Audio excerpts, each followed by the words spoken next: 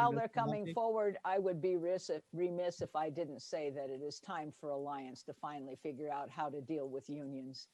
You know, they've been doing this for 5 years. They've had 2 PERB trials. This is really crazy. It's time to just do it. So my name is Robert Escalante. I'm General Counsel for Alliance College Ready Public Schools.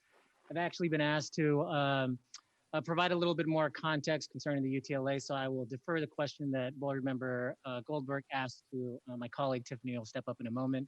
But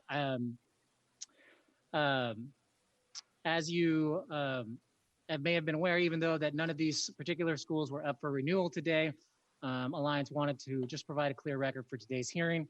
The 3 requests for recognition filed by UTLA with the Public Employment Relations Board were filed in 2018.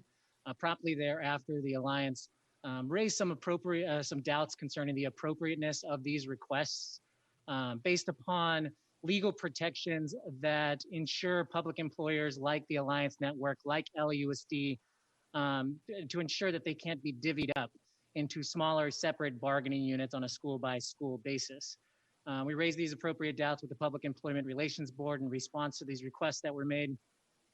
PERB ultimately disagreed over a strongly worded dissent and found that public employers like Alliance Network could in fact be divvied up into smaller school-by-school bargaining units.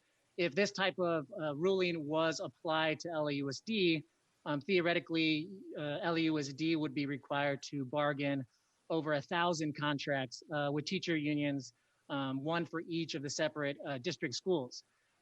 Given the unprecedented burden that such a ruling would apply to Alliance Network and similarly situated public employers, Alliance promptly requested PERB to join a request for judicial review to the California Court of Appeals to review its rulings and whether or not it was the appropriate outcome under the law. Isn't it a little bit having it both ways? You're an LEA, so you get treated as an LEA, but you don't want to be treated as an LEA when you're dealing with a union. I mean, is it one or the other? Or you have one LEA and for all Alliance schools? No, you have a different LEA for each charter. I don't understand how that's like the school district. The school district has one LEA for all our schools.